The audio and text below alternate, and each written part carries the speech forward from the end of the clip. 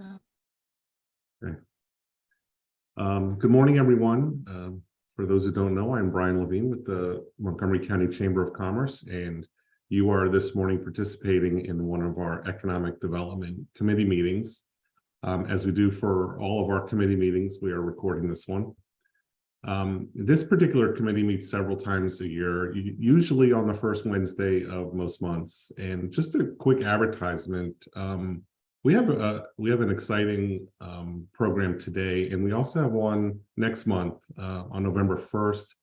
Our speaker is going to be Delegate Ann Kaiser. Now, Delegate Ann Kaiser is a Montgomery County delegate. She used to be chair of the Ways and Means Committee, but now she's going to focus her remarks for us next month on economic development issues, in particular, the innovation economy. She is the House Chair of the Joint Committee on Cybersecurity, Information Technology, and Biotechnology.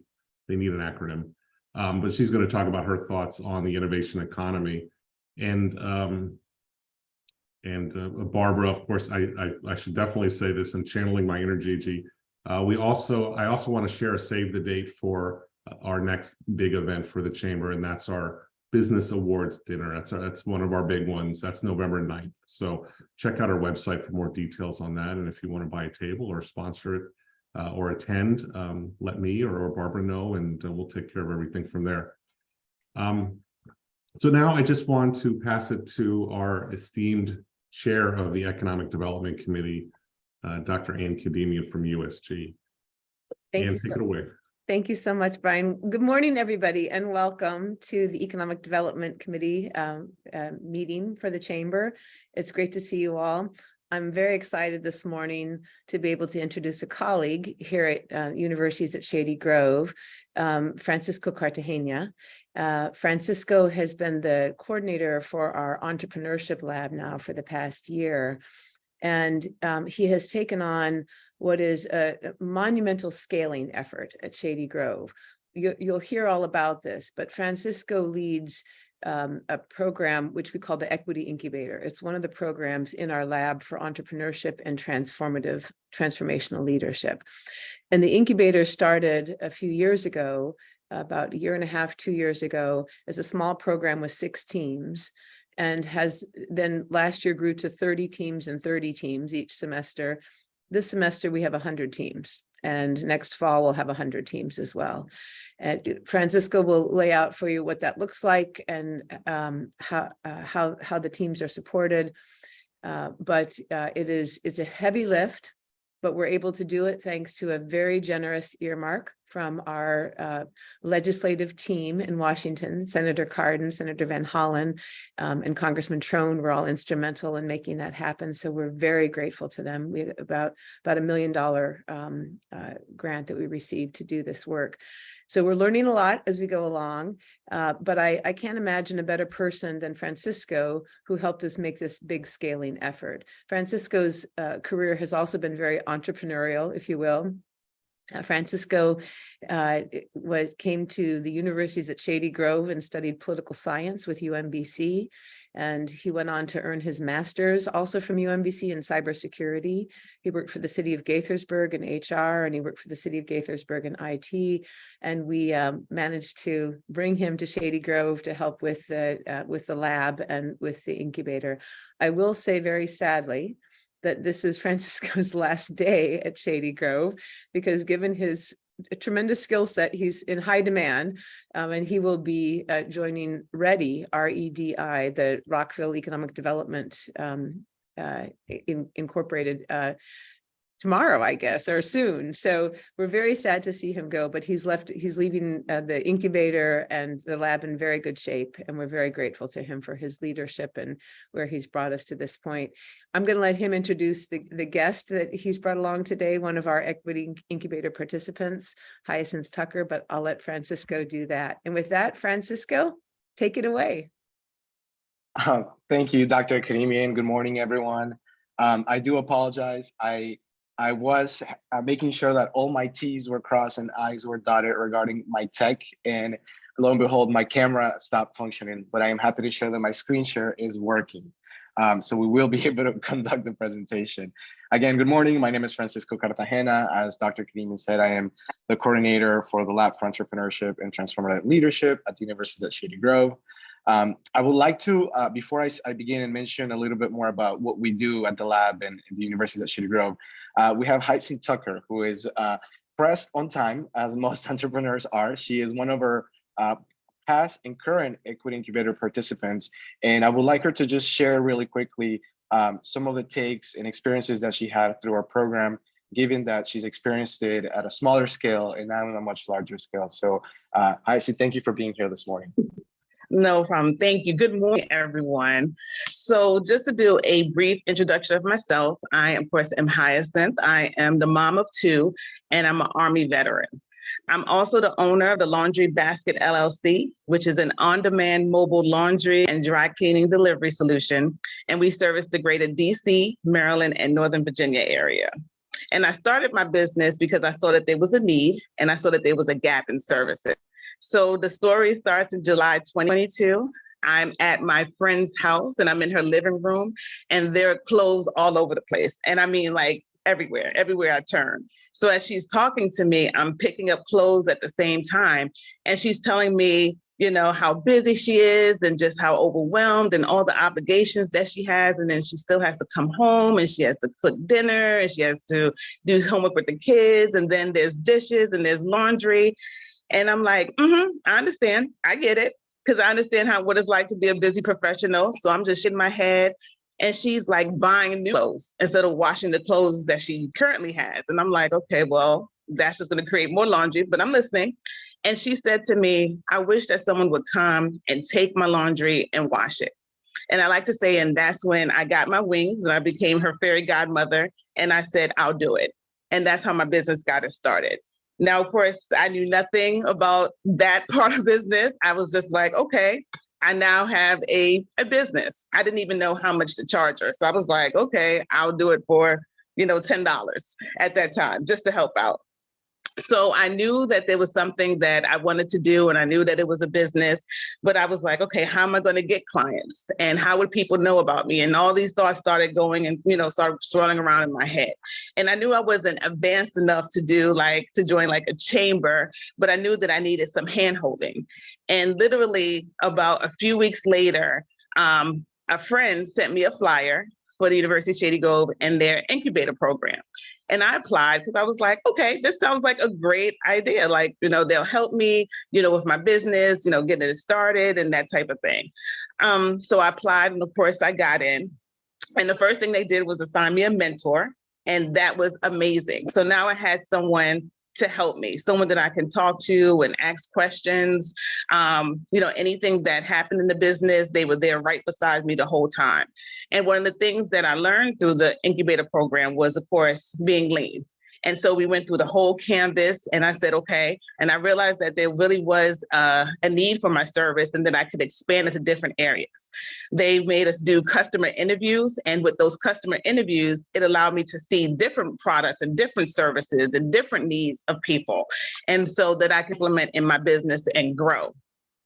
And then, of course, we also had a pitch competition. And what that did was help me be comfortable with talking about the business, speaking about it in front of people, having that confidence and that assurance that, yeah, this is really a good idea, getting support from my other cohorts as well. And then with the stipend that we received, I was able to purchase, it helped purchase our first van. So now we're 14 months later and we have grown tremendously. So now we are a team of 7. I just hired a full-time operations manager. We have 192 monthly paid subscribers because we are a subscription-based model for our laundry. We contract with Southern Management Luxury Properties. We have a contract with the Hyatt Regency. We're subcontract on a government contract where we service the military bases, including the Pentagon, and we've grown. We also became, we also have a social impact piece. So we donate to local charities. So people can give us items that they would like to donate, and we'll donate that to local charities. We hire individuals who have disabilities and who are returning citizens. And we work with nonprofits to launder items that they receive. And then we also donate those to homeless shelters as well. So we're doing a lot in the past 14 months. And so I know that my story may be a little bit unique, but what's not rare is the support that's needed as you're starting a business. So that organization that will help you, that will do throughout the process, that will connect you to different opportunities, the network, and other individuals that are going through similar issues and challenges. So for that, I will say thank you to the program. Thank you to Francisco. Thank you to Ann for this, because without this program, I'm not sure where the business would be. It came at the right time for me, where I knew that I had this big vision, but I just needed the support and help to kind of see it through. So that's my story. Thank you so much. Thank you for making time. Hyacin, I know that you said only got between 8:30 and 9. I gotta take care of business, and we fully understand. Again, thank you so much for sharing your journey with the audience this morning. And I know you gotta get going, so I won't open it for questions, but I'll make sure I share your contact information, because I suppose more than one person here might be interested in contracting your services. I will give Dr. Ann Academian a quick shout out to maybe give a quick customer review, because I know she is one of your clients. And so with that, I'll make sure she gets a plug in here.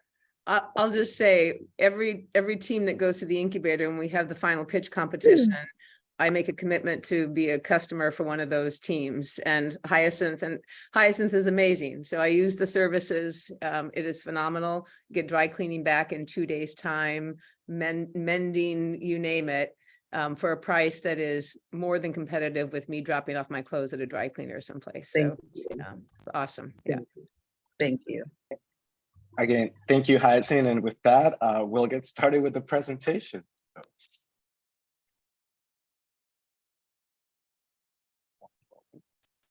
Just share my screen. And so being here this morning, as Dr. Kaniman mentioned, and provided a quick overview of what the Lab for Entrepreneurship and Transformational Leadership is. At its core, we are a connector in the community. And so we are a young concept of the universities at Shady Grove, initially funded by the Blair Foundation, Workshops Montgomery, and Montgomery Economic, MCCC. As Dr. Kaniman initially mentioned, we had a very small idea to start a business accelerator program that could support underrepresented founders and business owners in the area. And so initially, it was an 8-week program. We were only able to support 6 teams and provide a $2,000 stipend to each team. At the end of the 8 weeks, the program ends in a pitch competition. And this is a Shark Tank style pitch competition, where the participants or finalists have the ability to pitch their business in front of 3 community-based entrepreneurs and judges, and then win a potentially larger cash prize. That program gained a lot of popularity, and what began with 6 participants grew to cohorts of 30 participants. Keeping in mind the stipend aspect, because as we all know, one of the main barriers preventing entrepreneurs, and especially underserved entrepreneurs, from even wondering about the possibility of starting their business is access to capital. Our communities, especially underrepresented communities, struggle with making a decision with spending the $120, $150 to register the business or not. It is something that $150 will make a difference in the bottom line. And so with that in mind, we thought that the stipend was something that could really broaden the spectrum in their scope of potential success. What we wanted at the core was to create a community of entrepreneurs that can come together and support each other in what we like to call a horizontal style of learning. In other words, I might be an entrepreneur and have the expertise in the tech sector, but there is no way that I know everything that I need to know about crowdsource funding or working capital, or how I can outsource some of the work that I need to another service. And so at the core, we understood that entrepreneurship can be a lonesome journey. And so we wanted to bring the participants together. They come together on a Wednesday afternoon, 5:30 to 7:30. And it's a classroom style. And again, we go over an 8-week curriculum that touches on how to pitch, how to present your business, customer discovery, how to leverage your marketing. But more importantly, we pair them with a mentor that's industry specific, that can help them navigate not so much what to do to be successful, but rather share their experiences and sort of the learned lessons that some of these entrepreneurs have had, and that can relate to the upcoming or the new entrepreneur in the room. As Dr. Keeman mentioned, that we received congressional earmark funding, and the program became even larger. And so this fall, we are very proud to announce that the program not only has been able to grow into a larger scale, which I'll dive into some numbers in a moment, but we've also been able to have an impact on the community wealth building aspect. And I was poking my ears before the meeting started, and someone mentioned collective impact, and I smiled from ear to ear because that was actually included in the presentation. And community wealth building is something that is at the core of the university's Shady Grove strategic plan. On top of helping students succeed and find a pathway to careers in the county and the state, community wealth building is an aspect that we know we can provide an intake on as an institutional that power in the area. And so through that, the Equity Incubator has been able to promote the businesses that come out of our incubator, but also in return potentially reinvest in them. I don't mean that directly in a way of funding them, but rather if we're going to have an event at the universities at Shady Grove and we require catering, why reach out to the bigger corporation that's already established? Why not reach out to the recent established restaurant that we all love, that we just experienced at the Equity Incubator? And so we've gotten the habit now into starting to engage in those sort of practices. For this Equity Incubator cohort, for instance, we were able to work with a marketing firm that was a prior Equity Incubator participant 2 cohorts ago to help us, make the outreach necessary to recruit 200 businesses. And so with that in mind, this is a little bit of our stats for the fall cohort. We were able to receive 108 applications, and this is from businesses across whether they are established, whether they have an idea, or they have some revenue and they're looking to scale. The program initially only had one program track, but in order to scale it and serve the needs of the entrepreneurs in the community, we decided to develop the program into 3 tracks: an idea track, a scale track, and what we're calling a Grand Prix track. The idea track initially for folks who have made less than $1,000 of revenue and who are merely starting. They have no idea, they might have a concrete idea of what their business or product is, but they don't know where to start. Then we have a scale track. They have started, they have perhaps licensed it or have a website, but they don't have a consistent clientele. They don't have a consistent cash flow. They struggle with maybe making their first couple of sales, or they made one, but they don't know how to continue on that trend. And then last but not least, the Grand Prix track really made for businesses who have earn at least $10,000 of revenue in the last 6 months and who have a specific growth problem, whether that being establishing a line of credit, earning another level of licensing, or learning how to manage and leverage working capital. And so our numbers for the fall 2023 cohort, where we received a total of 188 applications and 100 businesses have been accepted to the program. What we're really proud to announce is that as part of the program, each business at the end of the 8-week program not only will have the ability to compete for the Shark Tank style pitch competition, but they will all receive a $3,000 stipend, which again, in turn, will help them develop or further invest into the business or develop the business itself. And so this is what the fall Equity Incubator looks like. When we say we want to be representative of the underrepresented community of entrepreneurs in the county and in the state, we mean it. We're happy to announce that 88% of our participants are women-owned businesses. About 15 of those businesses identified as Latinx non-native English speakers. And so, as you can imagine, these are courageous entrepreneurs who are sharing their ideas in a vulnerable space in a collective impact model. And so we're really excited. The program kicked off on September 20th, again, with 100 businesses, 3 different program tracks. And they started the 8-week journey. At the end of the 8 weeks, our program will be ending on December 6th. I hope that you can all join us. We will have a very, very large celebration to showcase the pitch competitions and to also support the 100 businesses that we've fostered during the last 8 weeks.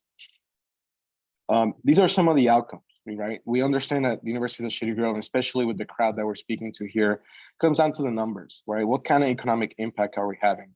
And we're really excited to announce that with this grant and the funding that we received for this cohort, we are going to be able to produce a more concrete and in-depth report with metrics as the grant dictates. But these are some of the outcomes from the last spring 2023 cohort. And so, participants have identified that we're able to not only help them overcome failure, but also have a social impact. And this is something that is often forgotten in entrepreneurship when working with underserved populations. Not only is the barrier financial to start a business, but it's also cultural. Oh, how are you going to feed your family? Why are you going to quit your full-time job to do that? How are you going to make sure you make money?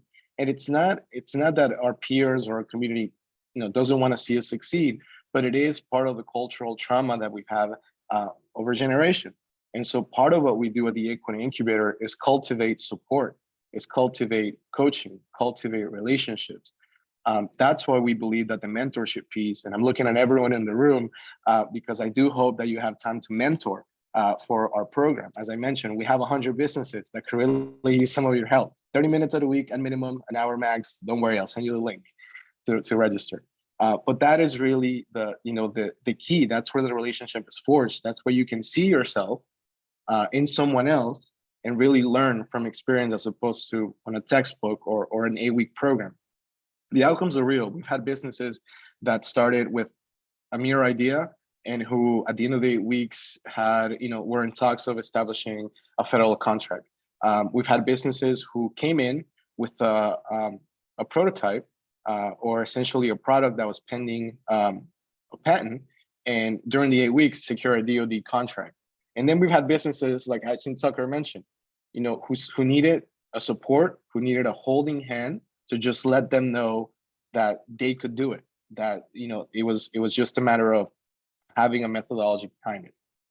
And so I am not able to see all of our guests, but I know Hudson was here, and this is a little bit more about her business. Again, we'll make sure we share the link and contact information. But if Trippy Tacos or Menu Polly has joined us, I would like for them to, if possible, also share a little bit about their Equity Incubator experience. And I am, happy to announce that Trippy Tacos was also a prior Equity Incubator participant.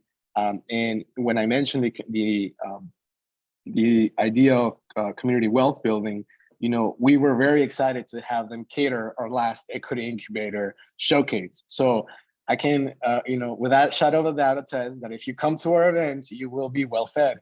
And so again, if Monopoly or Tacos are in the room, I will just hand it over to them. And let me.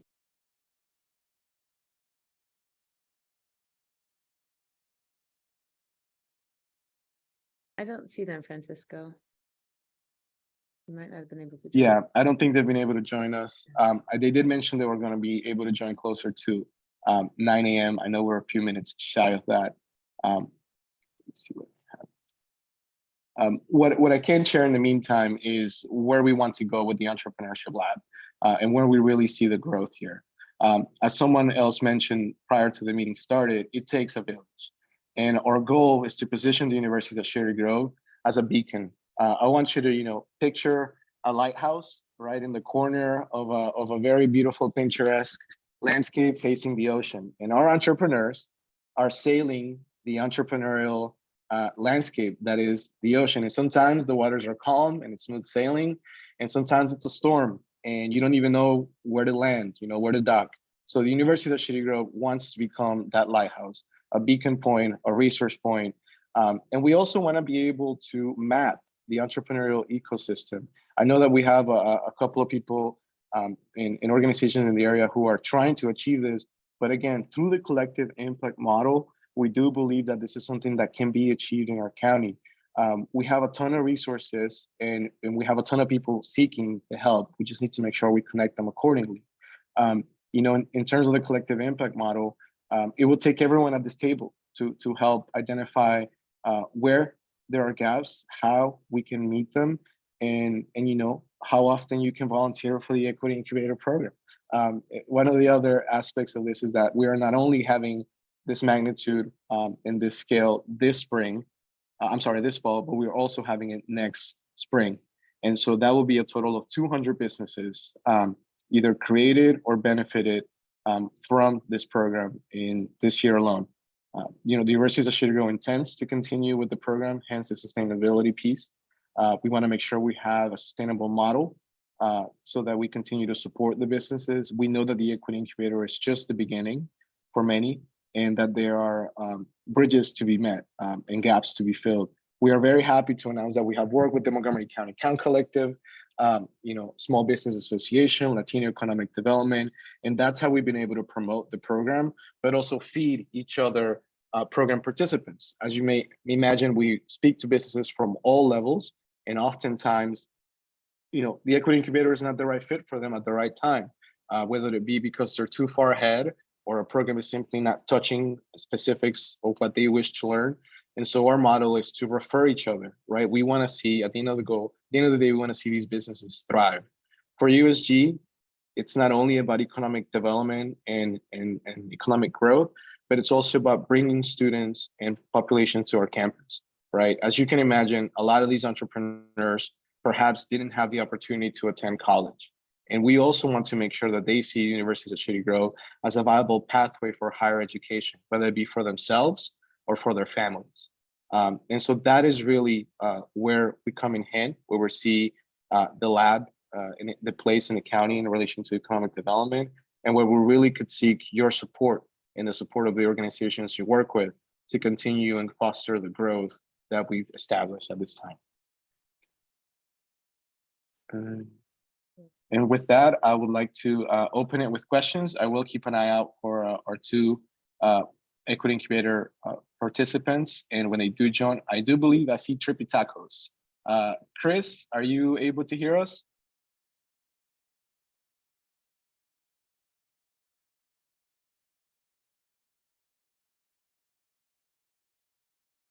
Francisco, I still see them connecting. Okay, we'll give them a second. Francisco, maybe you can take down the screen share so we can all see you and Sure. others as well. That'd be great.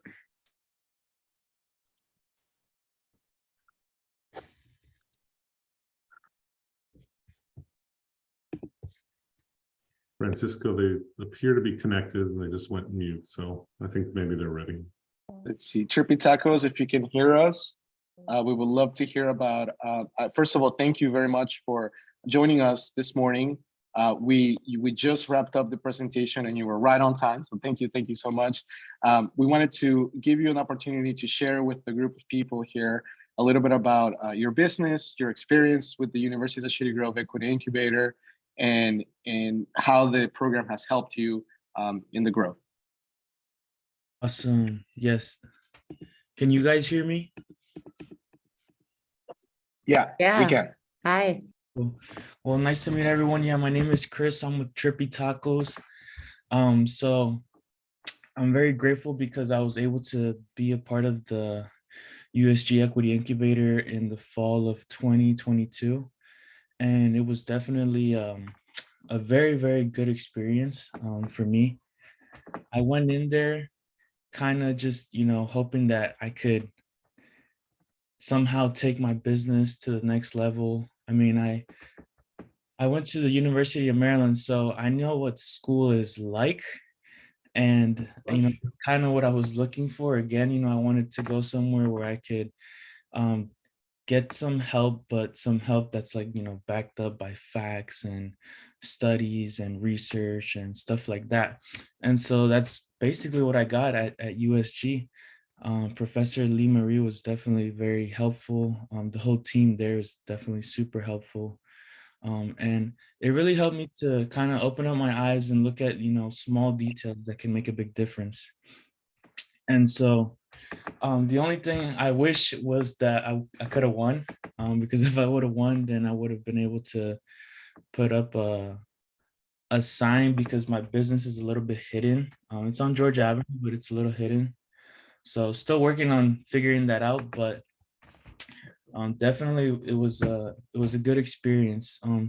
Having the mentors as well. I had Seema Alexander as my mentor, and she was really, really, really helpful. She has very good knowledge, and she's just very quick to think. And I mean, I've had many mentors in the past, and I think most of them, for the most part, they make me think like, well, what if we did this? An idea that's extremely different, but something that could work. And it's about trying and not giving up and keep going. So my business is Trippy Tacos. We started as a food truck back in 2019, and then we were taking our truck everywhere. So primarily Montgomery County and Frederick County. We had a license in both counties. And we were like that for 2019, 2020, 2021. In 2022 is when we got our store, our brick and mortar. It's located right in Wheaton, between Wheaton and Glenmont. And then now at our store, we continue operating our truck. We take our truck to festivals, events, schools. We've done like all types of events with our truck. So that's been pretty cool. It's the fun part about having a food truck, is that you get to experience so many new things all the time. We go to a lot of wineries, breweries, and then we have our store open. Our store is open 7 days a week. There at our store, we have more meats to offer. We have more items that we offer. And that's where we operate our food truck from too. So we have the best thing about my store, in my opinion, is that we have a very big walk-in refrigerator.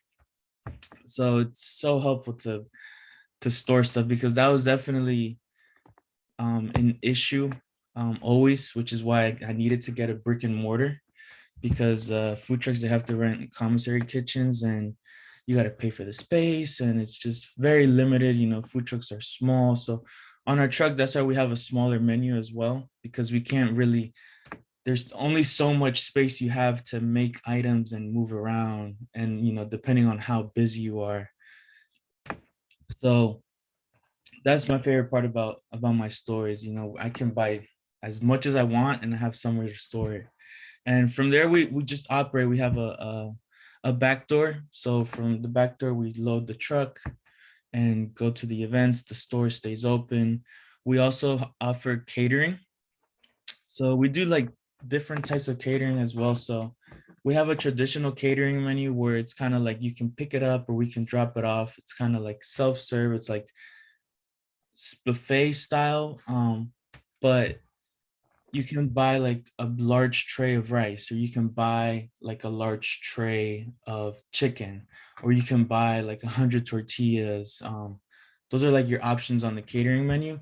But we also have like a build your own style. So let's say you have a party for like 50 people, then you can order for 50 people, and that package brings rice, beans, tortillas, 2 meats, sides like onion, cilantro, salsas. And you can add, if you want to add like a little bit more to it, then your price can go up, chips and salsa, stuff like that. And then we also do, which we did with USG for the final presentation last semester of the equity incubator, which is where we come and we do like a service ourselves. So we'll serve the food, and we can take it to the next level too, where we're making the food like right there. So we've gone to like a few houses and we make quesadillas like on the spot. So like people will order a chicken quesadilla and then we'll make it there. So that's like the 2 types of caterings that we do for the most part. Then we also have food drops. Food drops they consist of me sending someone a link. So let's say I send Francisco the link, and then Francisco sends the link to all of you, right? Because you guys are having a meeting, and this is an example. So then all of you are able to order and pay individually, and then we bring the order to you guys at 10 a.m. So it's like catering, but it's group ordering paid individually. So we do those. We do a lot of those with schools or neighborhoods, swimming pools. And the reason why we're doing this is because people think that they can just have a party for 20 people and they can have a truck.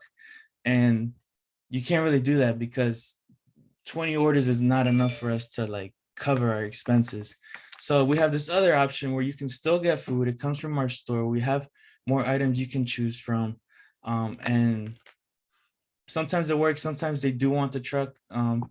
So those are the things that we offer for the most part. And we're also doing a few pop-ups and tent setups. So in case our truck is booked, we can still come to you as well, but we're setting up in a tent and we have like a grill and all that stuff to make our food. So yeah, I mean, I'm going to, well, I think I'm already pre-applied to the spring cohort. So hopefully I can get in and learn more and grow more next semester. Thank you, Christopher. Thank you, Trippy Tacos.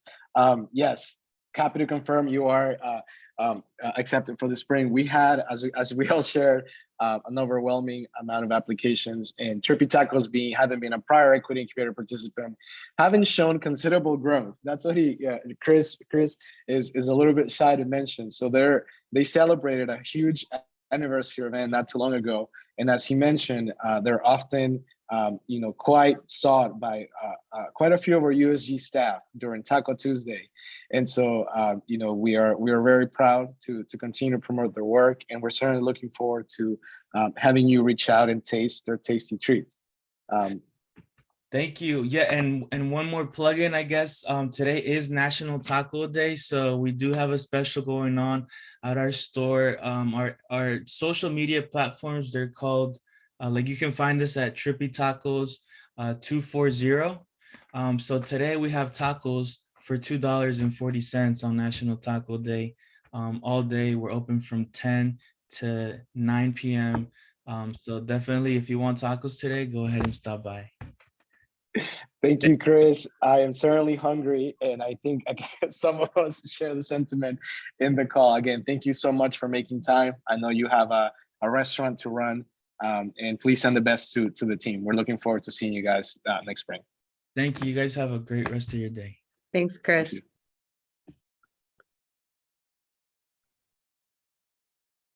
I'm just gonna a quick more check if Minneapolis is in the call. Again, we would love to hear from your current experience in the Equity Incubator and a little bit more about your business.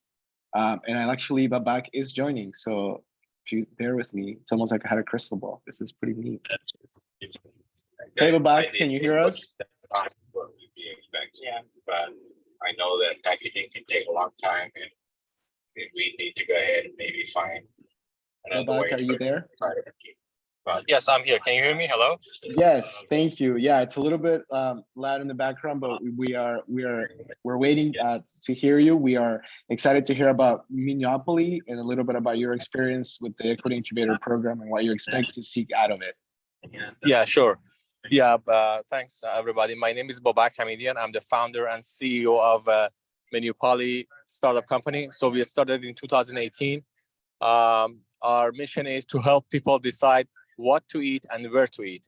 Basically, we are creating a new application, a software that provides recommendation for dishes for people and let them discover the great dishes nearby. So it's going to be a disruptive technology in terms of marketing restaurants, and also it will help restaurants to compete at creating like exceptional dishes, and also be able to find people who appreciate and enjoy those sort of dishes. So we started before COVID, and then COVID hit. So our clients were obviously restaurants, and they were hit by the COVID, and we had to survive the COVID, and we had some pivots. And after COVID, since beginning of this year, we have launched our new products, and we have already got we have been active in the DMV area, and now we are even having customers in other states like New York, New Jersey, and Pennsylvania, and we are now have like early adopter paying customers.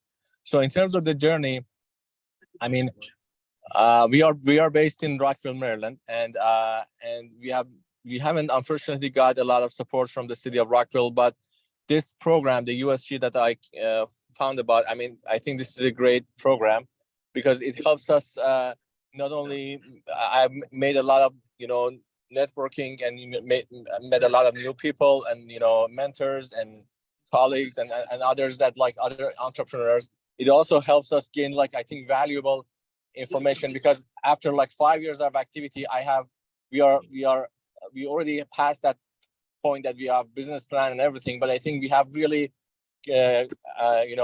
pointed questions and advanced questions that we can get from answers from people that, are willing to, help us and from mentors, from other entrepreneurs and coaches and all that. So I think it's a very valuable program. I really appreciate, this program. I don't know if there are any questions or. Thank you, Babak. Yes, I just wanted to point out we were able to plug in Babak's Monopoly website in the chat so that you can get a better idea of his product. Babak is a current new equity incubator participant, and if I'm not mistaken, he was placed in the advanced program track. Yes. Hence why the specific issue with scaling. And so this is why we wanted to include these three participants in testimony this morning. As you can see, very different levels of business, very different stages. But it sounds like, Babak, you can hang a few minutes. So if it's okay with you, I will like to open it for questions if anyone has any questions for you. No problem.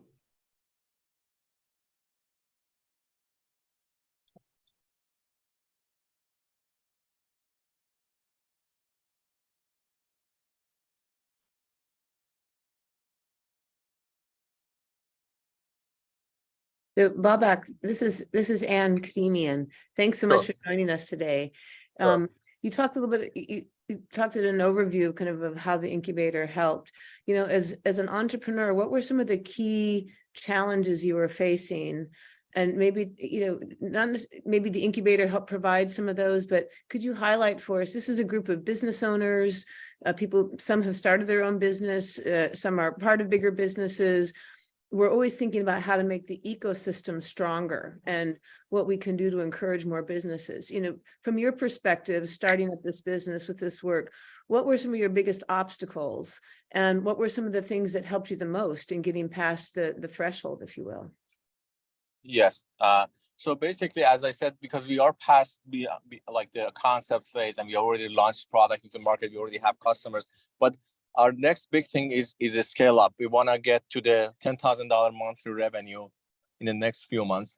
And I have challenges in supply chain because we are a software company. We also, one of our products is also hardware that we assemble and we import some stuff from China. We also work with local suppliers in Maryland. So again, I have very specific questions about how to optimize our supply chain and importing practices. The other thing is about the scaling up, what are the things that, because we are preparing ourselves also to go after angel investors to do fundraising.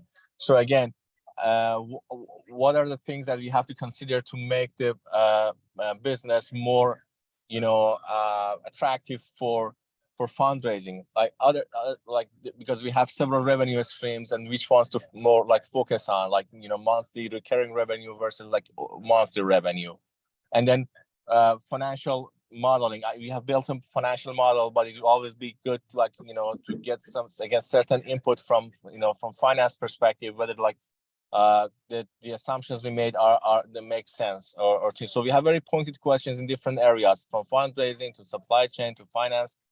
And again, I think in this program, between them are my mentor, the coach, and also I approached my mentor and coach and asked like for like in their network, like, okay, I'm looking for example, somebody with supply chain experience or expertise, and they pointed me to, they already gave me some referrals. So I think that's going to help us to get answers to our questions to scale up. So I think that from that perspective, it has been very, very successful. And obviously with the syllabus also, there are, always learning opportunities. Like, there are new things that we are, we learn, like the concept of like, for example, OKR, and how we were thinking about it differently, and how we can like, maybe be more organized in terms of, having a regular OKR table and, review it and regularly and go by it. So I think from that perspective, it has also been very good. And I'd like to point out that this is only week 3 of the program. Yes, week 3. Yes. So we're really excited for the growth that businesses like Menu Poly will see, as you've heard some of the testimonies. But again, Babak, we wanted to thank you for your time. I don't know if anyone has any further questions or if there's anything you would like to add, but we certainly would like to, establish a conversation. I'm sure some of you might have questions about USG, the program, how you can get involved. We will certainly like to, speak to you in that regard in this open format.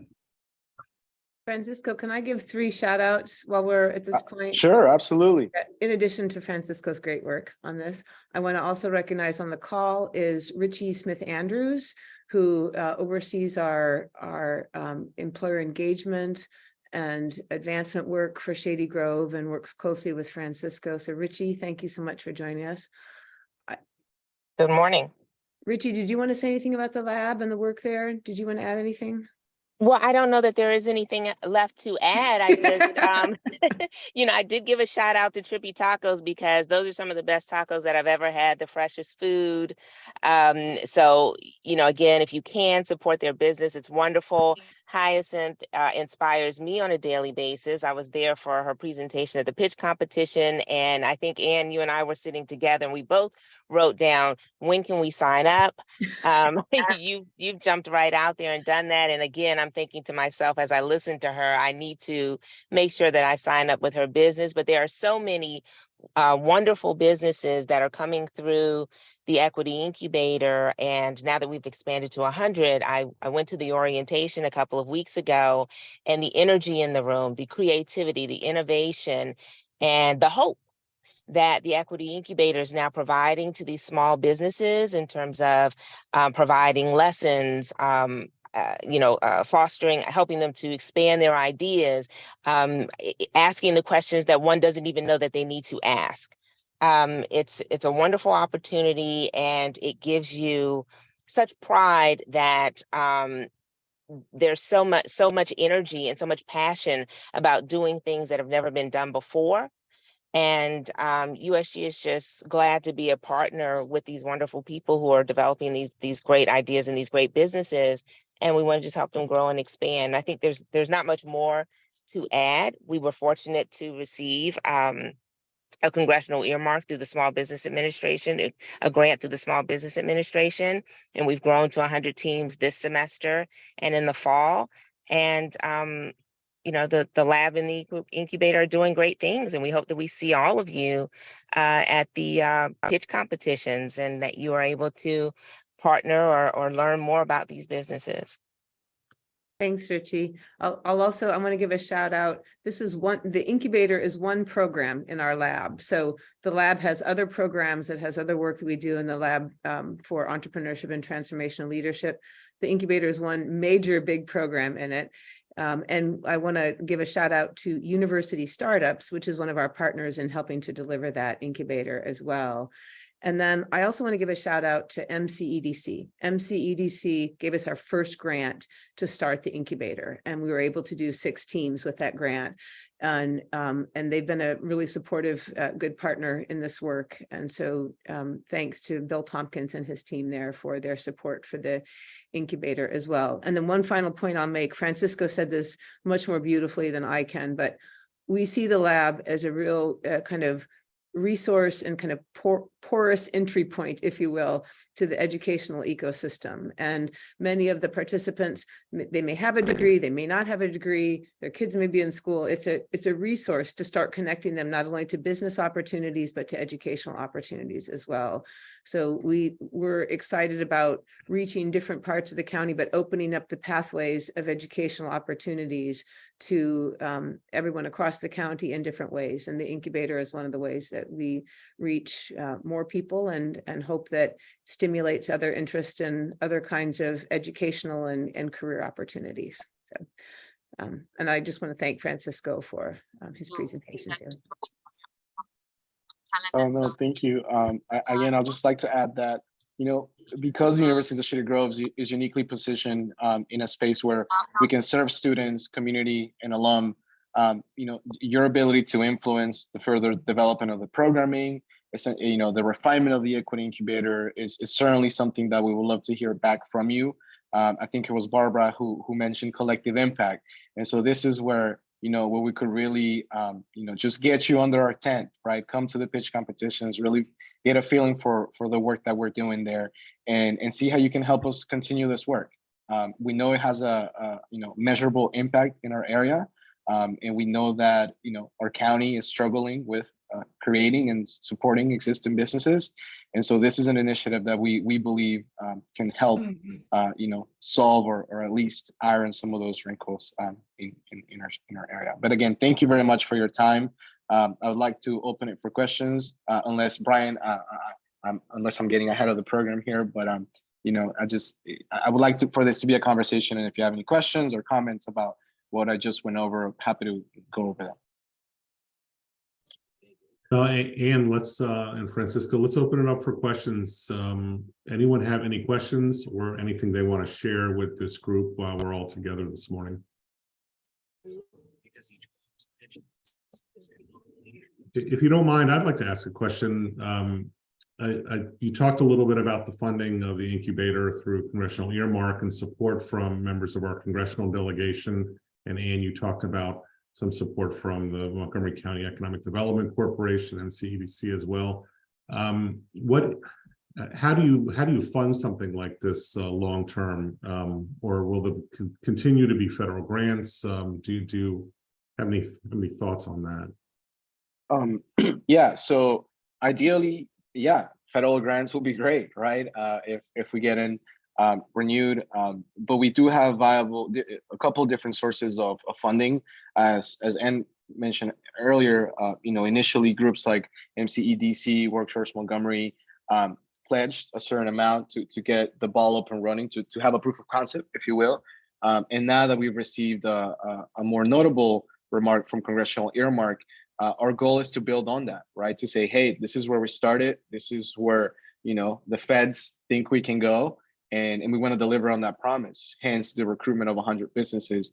What we are doing is we have put together an advisory council for the lab, which we hope is going to help us rally resources and funding opportunities for the program.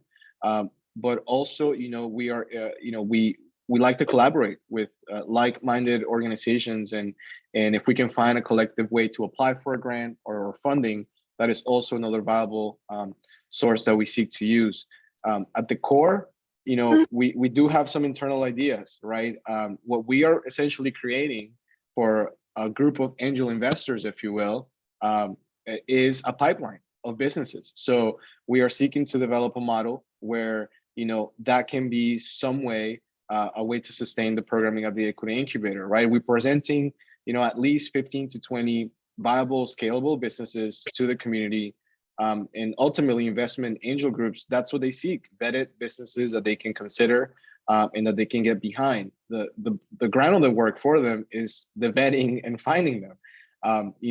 Again, these are conversations that we've had internally and that are yet to be established. But some of the ideas for sustainability are certainly there, and this is where I think some of you come to play. How can you help us develop a system that ensures the funding? It doesn't have to be exactly the way it looks now. Workers have begun walking off the job.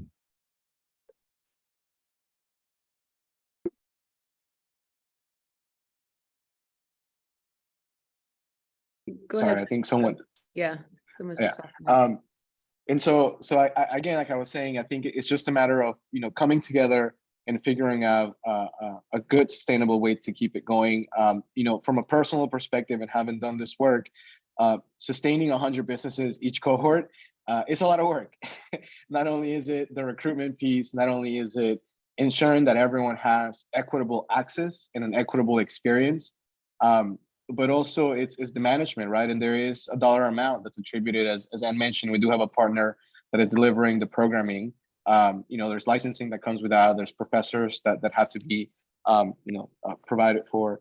And so if you were to ask me what a sweet spot looks like for something that's sustainable, you know, 30 to 50 teams each cohort will be something that I think a community can get behind, a community can support. I'll be frank with you, the stipend aspect of this program is a sweet deal. Some participants do recognize that an influx of $2,000, $3,000 at the end of the 8 weeks can help, but it's not the selling point. I mean, you would be amazed to see how many times we were out getting snacks for program participants with just equity incubator shirts on, and community would just approach and say, hey, what's that about? And aren't you guys located down the street? And so next thing you knew, the interest was about, this is a resource for me to develop this idea that I've had, that I've been working on, that I don't know who to turn to. And so there is a need. You know, we were hoping for 100, we received 188, and I'm sure we would have gotten more applications, but we had to cut it off at some point. And so I think it's just a matter of coming collectively together, finding a way to sustain programs like this, and supporting each other, because at the end, it does impact the economic well-being of our county. Yeah, Brian, I'll add, we're thinking about this every day. I mean, we're budgeting internally for it to make sure we can support the team, and with base budget funding, we've got a number of grant possibilities. We probably will scale back the teams, as Francisco said. 100 is ambitious, it's big, it's really successful right now, but it's really hard to sustain 100 teams, especially the stipends. So the stipends are a big part of it, but the stipends are an essential part of it as well. So it will be a combination of donors who are interested, our own base funding and how we're growing that, some grant opportunities as well. So we're pretty confident for the next couple of years, but looking at entrepreneurial, innovative ways to keep this going. I just want to mention too, we've been working with Connectpreneur, which is Tian Long's group, and we hosted one of those events recently. The idea to continue the pathway for opportunity, so winners coming out of the incubator can continue on and present at Connectpreneur events as well. But I just saw Mark Scarano's note about Exelon. Mark, that's really exciting. I wonder if Mark would say more about that.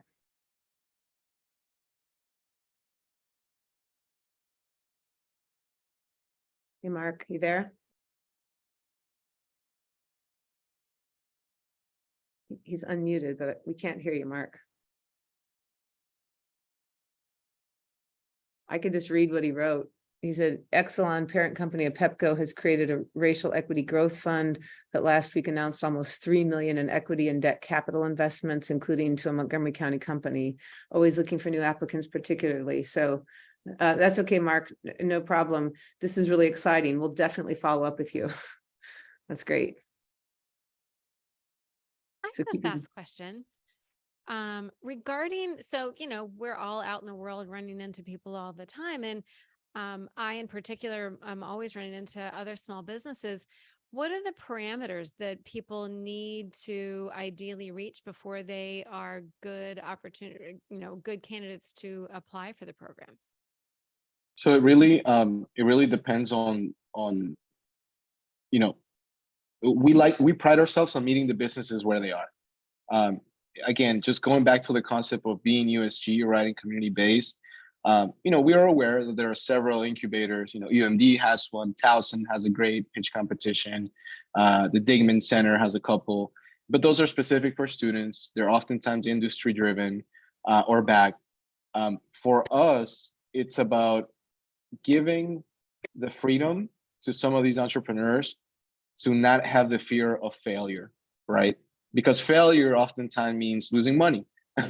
and when you are someone who's starting out, that is your most valuable asset on top of time, it's the money. And so for us, if you are able to convey your idea, your concept, your product in a way that, you know, we can meet you, and we see a way for us to provide a solution, or we look at that pitch and we go, hey, I get it, but this can be so much better if we just, you know, carve a pathway, right, for this entrepreneur, if we just show them the way. So historically, it has been a compelling application, right? We've had applications from students or participants who had said things like, I just finished grad school, you know, I want to go into social work, but I can't pay my bills. I think I have an idea of providing mental health solutions, but I don't know where to start. And here's, you know, a one paragraph business plan. In that particular scenario, it turned out to be a graduate student who had dropped out of grad school because of COVID and you know, couldn't afford her bills in school. And she ended up coming with the concept of a teddy bear that had a press on button that, instead of just playing a little song, would connect you to a healthcare provider in the event you were going through a mental health crisis, which is something that happened to, you know, quite a few of us, and we're still recovering from during the period of isolation. And so through the 8-week program, she identified the need, right? She fell in love again with her practice. And she not only decided that she wanted to go back to school and finish that degree, but now that she could afford it, because she had a proof of concept, she had a product that she was working on, it became, you know, an idea, right? And into a proof of concept. And so that's an example of, you know, someone that you might say, you know, that person couldn't have gone to a bank, right, and asked for a loan, because we all know here that, you know, on top of being a woman and getting immediately turned down 9 times out of 10 is, you know, how many people can get behind an idea like that without you being able to fully flush it? So the parameters are very, you know, entry level. The barrier of entry is low.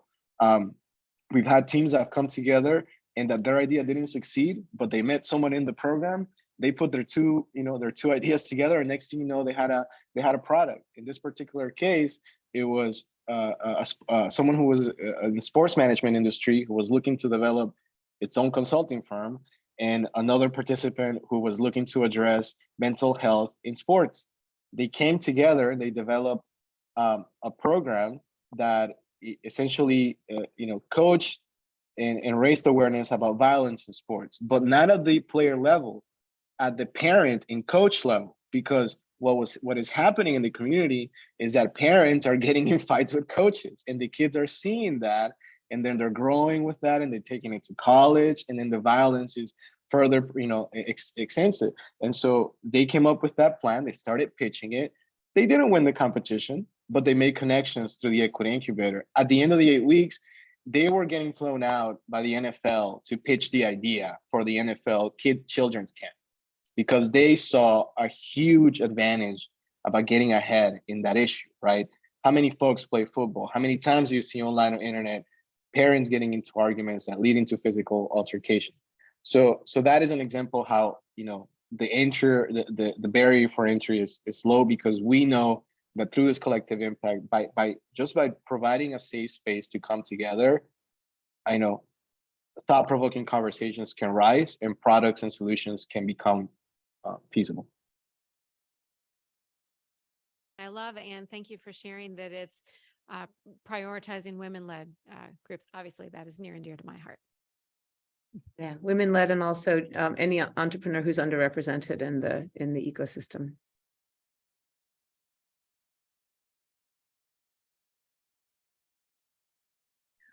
I feel like we've exhausted questions.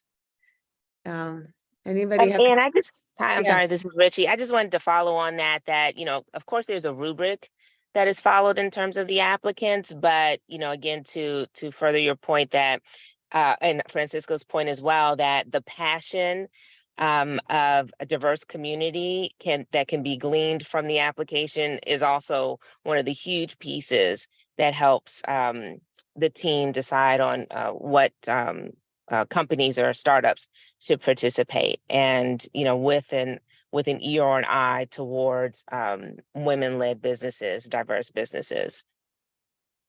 Thanks, Richie. Yeah, and just to add, there is obviously specifically for this cohort in the spring, given that the funding is from congressional earmark, there are specific guidelines that we have to stick to in regards to, who can be admitted into the program, right? What types of businesses. The government is happy to support initiatives like this, but they put clauses like, well, you can't give the $3,000 to nonprofits, right? And then they list their reasons why, and we have to adhere to that. And so in terms of that, we do have a very specific criteria, and we're happy to share those details because obviously we want to make sure you can help us recruit for businesses in the spring. But certainly, yes, there is also a scale. As Ann mentioned, we do work with a partner. And so, we went over the 188 applications and we, looked out for criteria such as, women owned, do they establish in the county, they live in the area. Is this a scalable business, right? Is it, is there a compelling application behind it or idea?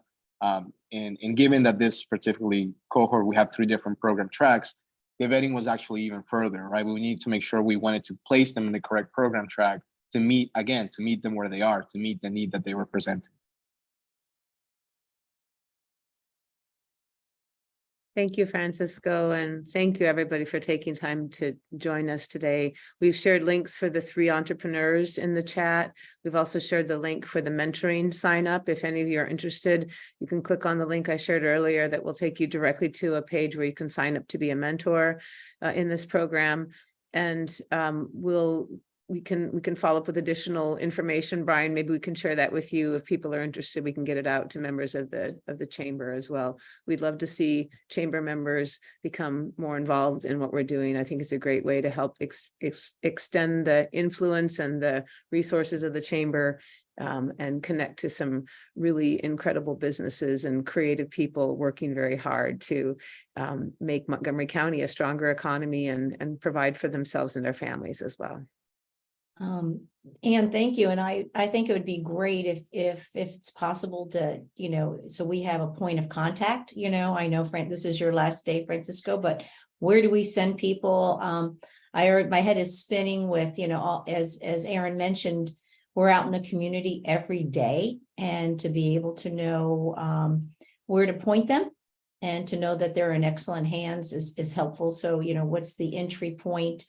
And I know that it would be helpful to every one of our board members and certainly everybody on the call here to have a sense of where does somebody start and also as for what's a good candidate, so that we want to manage expectations and don't want to can do some of that's pre-screening for you, right? Or at least have a sense of, we know where what problem you're trying to solve and the community you're trying to serve and your expectations, of what the commitment is on both parts. Again, it was great hearing from the 3 different successful businesses as to what they got out of the program. And it's great to see, as somebody who also runs a training program, locally but nationally, that they want to come back for more. Right, that speaks volumes. And so, but I think we could help certainly amplify this incredible resource here in our own backyard. I can practically see you from my window, and how we can further support the work that you're doing, and we are certainly stakeholders in your success. That's awesome. Thank you, Barbara. Thank you so much. Richie just put her contact information in the link, but we'll also just send to Brian that we can distribute to everyone on the call and things, some more direct information. Maybe we can send the criteria. We can send some of that information a little packet that, that would be great. If we could be like your army, right? Of, and again, if we can keep, to what extent we can give you speed of play. So again, I'm thinking, what Aaron had to say about, when we run into a business, it's a lot easier if we just forward it and CC Richie, right? Yeah. Here's the information, and Richie doesn't have to send it. We need to reach back out to the business we just spoke to as great meeting you. I mentioned a resource, here's what I have, and here's who you speak with, and keep the dialogue, the connection going. So again, I'm a firm believer in many hands light work, and it does take a village, and we're all stakeholders here as business owners or as residents or all of the above, and building our, thriving entrepreneurial community. It takes, it always starts, it has to start with an idea and helping someone bring that to fruition. And the odds are with you, so not everyone, in their journey is going to have incredible success, but along the way, we're building strength within our community, their knowledge. I see probably possible partnerships and mergers and all those things. And thank you, Pepco Exelon, for being a part of that as well. And you mentioned a lot of partners in our Economic Development Authority and others. So we're certainly a partner in that success here at the Chamber as well. Awesome. I wanted to give a shout out to WorkSource Montgomery. WorkSource Montgomery was also a partner in that effort with MCEDC as well. So, it's great. It's a great ecosystem with everyone wanting everyone to be successful. So I just want to give one more thank you to Francisco for everything that he's done to help get this cohort going and launch it, and all the great energy and work that he's brought. We're going to miss you, Francisco. Well, he's not going far. He's not going far, No, and we're gonna no. stay connected. We're gonna I'm stay glad we're connected. keeping you here. Yeah. We're gonna all stay connected. But he's leaving the incubator and the lab on really good footing, and we're excited for the work ahead. So thank you all. Brian, I'll turn it back over to you. I really appreciate everyone's time today. Yeah, thank you to everyone for joining us today. As I mentioned at the top of the meeting, our next meeting of the Economic Development Committee here at the Chamber is November 1st at 8:30 with Delegate Ann Kaiser talking about the innovation economy. So we hope you can join us for that. Be on the lookout for some advertising on that meeting. And thank you to Francisco and the entrepreneurs who joined us today. And thank you to USG and for building this lab and doing great work in the county to create economic development. This is what the Chamber is all about. So we appreciate everyone's efforts. And again, Francisco, thank you for leading this discussion this morning. And everyone have an absolutely great morning. Thank you. Thank you all. Thank you for having me. Thank you. Thank you. Have a great morning.